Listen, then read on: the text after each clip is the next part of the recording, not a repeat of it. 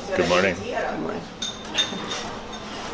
We're actually going to interview some people about leadership today. Do you have any comments about leadership?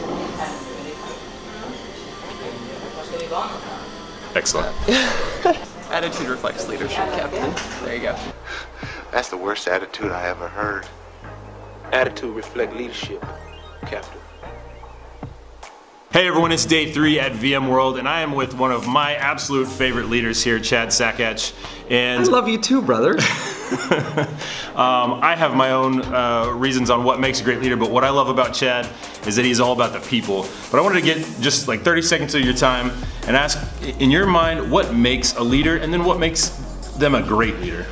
What does it mean to be a leader? It's hard to, by the way, I don't think it's a singular thing, and I think people do it in different ways. Yeah. So some people do it through incredible drive, some people do it through incredible vision. There's all sorts of things, but for me personally, I think a leader has to be a passionate optimist at their core. They have to truly believe what they're passionate about, which means you can't fake that. By the way, human beings have got an unbelievable, uncanny sense to just sense non-authenticity. Yes. So you have to be passionate, and you have to be an optimist. That would be, I think, what makes a great leader. Okay, awesome. Now, Very but by good. the way, what makes them an awesome leader is that when they can then infect there we go. the people around them so that they become passionate and optimistic. And optimism can be practical. Like sometimes people confuse optimism with being delusional and blindness, being as high as a kite. And that's not what I'm talking about, right? Like you can be pragmatic, but optimistic. Okay, awesome, man. Well, thank you. I'll let you get back out on the floor. Appreciate your comments today. And you know what I think is awesome? I think VX Rail and VX Rack is awesome. Oh, stop it. We're talking about leadership today. Thanks, everybody. It's way better, so I've tried to do a lot of this stuff on my phone, and then I like get a call halfway through, and my video is messed up. Yeah, so this is a common story I hear, and first of all, thanks for having me. It's great to be here. But what happens is people are passionate about VMware. They're passionate about IT. And most IT folks are kind of, they're used to working with keyboards and dealing with monitors and those kind of things. So they're not used to necessarily standing up and telling their story. But what happens is somebody will get out of their comfort zone and they will stand up and they'll tell their story. And they'll tell what they're doing. They'll tell about this upgrade that they've done or something similar to that.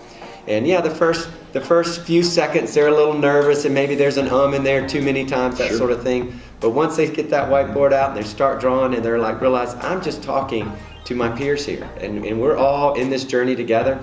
And at that point it takes off, and they really take advantage of stepping out of their comfort zone, and they realize it's not that uncomfortable.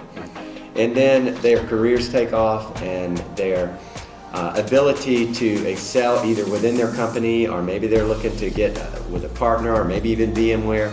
People have used VMUG and getting out of their comfort zone and presenting and learning that skill set because they have the IT knowledge, and has really accelerated careers. And that's one of the things that makes me proud to represent such an awesome community like VMUG, is hearing stories like that over and over and over again. It takes 20 years to become an expert at something, but it takes 5 minutes to become a better presenter, right, with a few tips, right? So they bring their passion to work. Everyone's a 10 somewhere, right? And they have that stuff to offer. If they don't bring it to the table, we all miss it. So I've seen that too, where people that I wasn't impressed by because they didn't present well, they didn't present themselves well, they had bad posture, whatever, right? But then they get up there and I realize they're way beyond me in X or Y or Z, and I need to learn from them in this. So yeah, I've been humbled many times. So Adam, there was something you just said there around taking what they know and presenting it to others. I was interviewing Gina Minks the other day, and she referred to that as doing your work out loud. Yep. That seems to be a great description of what leadership is, right? Super popular book, Working Out Loud. Like, you need to be sharing what you're doing because you do bring value, right? Yeah. You are really good at something. You have a talent stack. You may not have one individual talent that you're the best in the world at, but you have a talent stack that's unique. And so you need to at least share it a little bit so that others that are interested can say, yes, I need to hear more about that. Yeah. Share it often and share it at a VMUG. That's right. And join VMUG Advantage because it's a clear ROI. And Brad, you're a leader of leaders. What do you see as some of the most successful qualities of your best leaders? I think the best quality you have is to be willing to learn. Understand, you know what, I've done this presentation a couple times now, but how can I make myself better? How can I learn from the audience? Getting that feedback, constant feedback. I think those are the traits that the leaders that tend to excel quicker, that's what they have. And just realize, I know a lot, I know enough, I need to be confident in what I'm presenting, but also understand that there's always opportunity to continue to learn.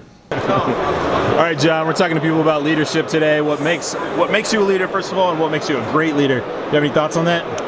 I guess my favorite leadership quality, having had a lot of bosses and leaders that I've worked with over the years, is I've always filled responsibility roles up.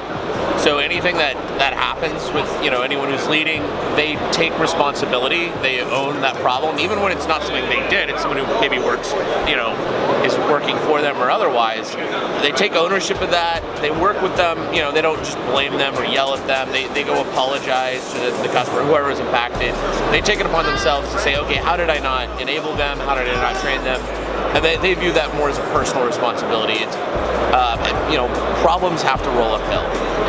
Otherwise, if you're just there conveniently when things are good, you're not a leader. You're just someone who's taking credit for other people's work. I love that, man. Extreme ownership, extreme accountability. Like this. What's up, everyone? I am with Shannon Champion, the director of our product marketing for HCI. Shannon, what is your opinion on what makes great leaders great? I think that great leaders are human, that it's clear that they care about you as a person as well as you doing a kick-ass job in your daily work. Awesome. Thanks, Shannon. Yeah, no problem. See ya. Hey, Daniel Paluszek. Aaron asked me to talk about leadership and what my thoughts are. The first thing that I think of for leadership is you don't have to have people under you to be a leader. And that is a very important thing that I've learned in my career. Many of the things that I've seen from my mentors is I want to help others, right? How do I educate and provide guidance, right?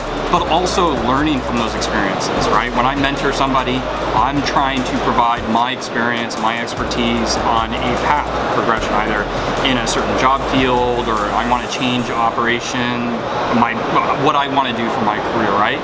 But one of the things that I'm truly passionate about is helping others succeed, because at the end of the day, for me, when I see that tangible impact to that person, I think I grow as somebody, from that experience, right? And coming back to a great leader succeeds when others around them succeed too at the same time. So it doesn't have to be somebody that reports directly to you.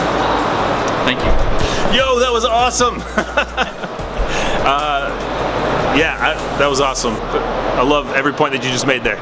So one other thing that I want to call out is a good leader sometimes makes mistakes, and they learn from those mistakes. And when they make mistakes, they learn from that, but they know when to apologize for a certain event or a miscommunication, right? And actually, I think that rounds out an individual and a leader, because leaders aren't perfect people. They learn from their experience. That's right. That's what's up. Thank you, Daniel. Appreciate it, man. Cheers. All right, that about wraps up today for leadership. Let me know in the description if you have anything else that you think makes leaders great. Thanks for watching, and I'll see you tomorrow. Would I rather be feared or loved? Easy, both. I want people to be afraid of how much they love me.